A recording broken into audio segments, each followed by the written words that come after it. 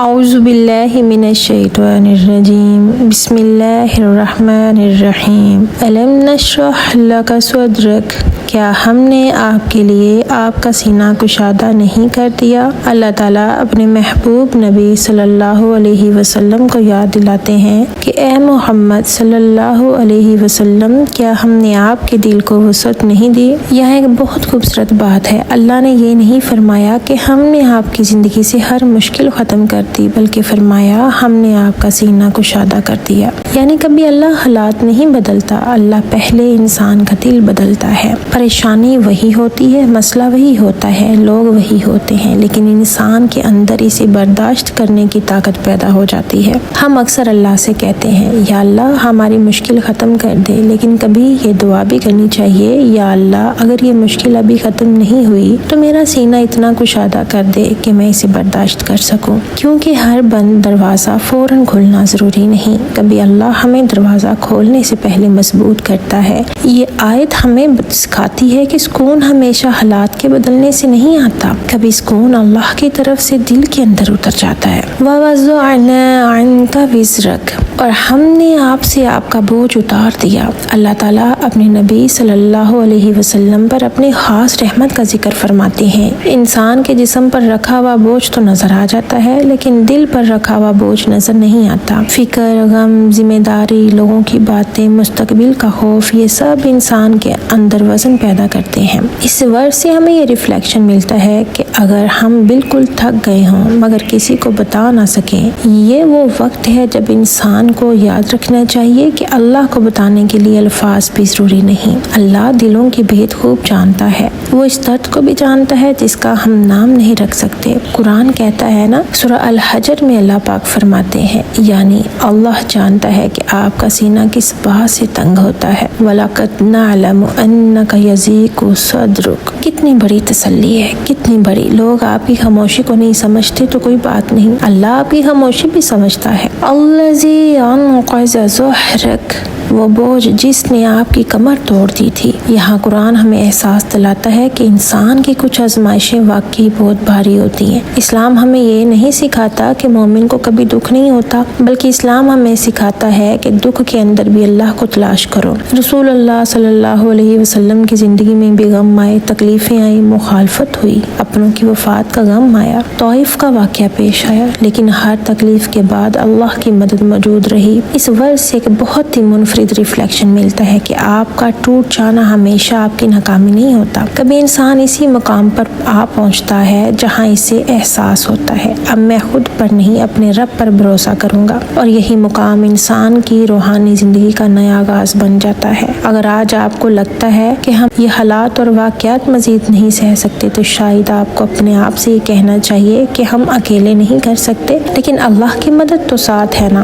وَرَفَعْنَا لَكَ ذِكْرَكَ، اور ہم نے آپ کے لیے آپ کا ذکر بلند کر دیا۔ اللہ تعالیٰ نے رسول اللہ صلی اللہ علیہ وسلم کے ذکر کو بلند فرمایا۔ آج دنیا کے مختلف حصوں میں جب اللہ کا نام لیا جاتا ہے تو اس کے ساتھ رسول اللہ صلی اللہ علیہ وسلم کا نام بھی محبت اور عقیدت سے لیا جاتا ہے۔ اذان میں، نماز میں، درود میں آپ صلی اللہ علیہ وسلم کا ذکر بلند ہے۔ اس ورڈ سے ہمیں ایک بہت بڑا سبق ملتا ہے۔ انسان لوگوں سے اپنا نام بلند کروانے کے پیچھے بھاگتا ہے، لیکن اصل عزت اللہ دیتا ہے۔ ہم چاہتے ہیں لوگ ہمیں پسند کریں، ہماری تعریف کریں، ہماری قدر کریں، ہمارے کام کو پہچانیں، لیکن اللہ پاک فرماتے ہیں عزت کا اصل اختیار میرے پاس ہے۔ جیسا کہ قرآن پاک میں اللہ پاک فرماتے ہیں وَلِلَّهِ الْعِزَّةُ وَلِرَسُولِهِ وَلِلْمُؤْمِنِينَ، عزت اللہ، اس کے رسول اور ایمان والوں کے لیے ہے۔ جیسا کہ قرآن پاک میں سورہ المنافقون میں اللہ پاک فرماتے ہیں عزت اللہ، اس کے رسول اور ایمان والوں کے لیے ہے۔ اس لیے اگر لوگ آپ کی قدر نہیں کر رہے تو اپنی قیمت ان کے ہاتھ میں مت دیں۔ آپ کی قدر لوگوں کے رویے سے نہیں، اللہ کے علم سے طے ہوتی ہے۔ فَإِنَّ مَعَ الْعُسْرِ يُسْرًا، پس بے شک مشکل کے ساتھ آسانی ہے۔ اللہ تعالیٰ نے یہ نہیں فرمایا کہ مشکل کے بعد آسانی آئے گی، بلکہ فرمایا مَعَ الْعُسْرِ يُسْرًا، مشکل کے ساتھ آسانی ہے۔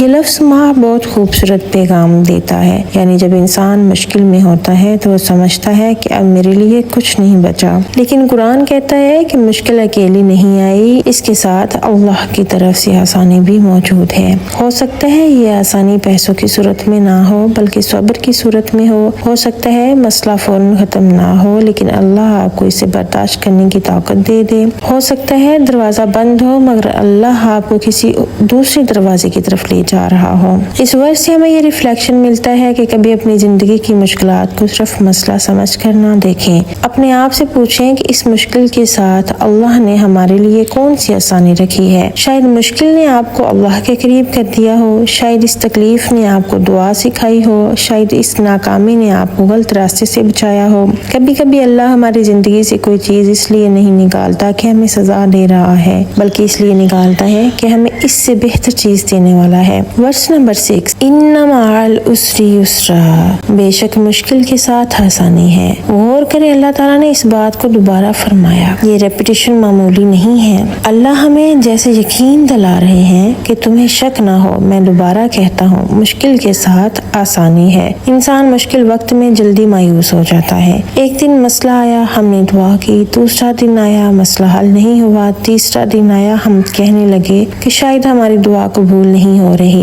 لیکن اللہ تعالیٰ سورۃ الم نشرح میں ہمیں دوبارہ یہ یقین دلاتے ہیں کہ ان مع العسر یسرا، کہ یقین رکھو آسانی موجود ہے۔ یہ آیت ہمیں صرف مشکل سے نکلنے کا حوصلہ نہیں دیتی بلکہ مشکل کے دوران ایمان بچانے کا حوصلہ بھی دیتی ہے۔ کبھی ہم اللہ سے کہتے ہیں یا اللہ ہماری مشکل ختم کر دے، لیکن شاید ہم اس کے ساتھ یہ بھی کہنا چاہیے کہ یا اللہ اگر یہ مشکل ابھی ختم نہیں ہوئی تو مجھے اس میں اپنا قرب، صبر اور صحیح رستہ عطا فرما، کیونکہ اصل کامیابی تو صرف اللہ کی طرف سے ہے، اور اصل کامیابی صرف مشکل کا ختم ہونا نہیں، اصل کامیابی یہ ہے کہ مشکل ختم ہونے تک ہمارا اللہ سے تعلق کمزور نہ ہو۔ فَإِذَا فَرَغْتَ فَانصَبْ، بس جب آپ فارغ ہوں تو محنت میں لگ جائیں۔ یہاں اللہ تعالیٰ ہمیں ایک بہت اہم زندگی کا اصول دیتے ہیں کہ خالی مت بیٹھو، ایک کام مکمل ہو تو دوسرے نیک اور مفید کام کی طرف بڑھو۔ مسلمان کی زندگی بے مقصد نہیں ہونی چاہیے۔ نماز کا وقت ہے نماز، قرآن کا وقت ہے تو قرآن پڑھو،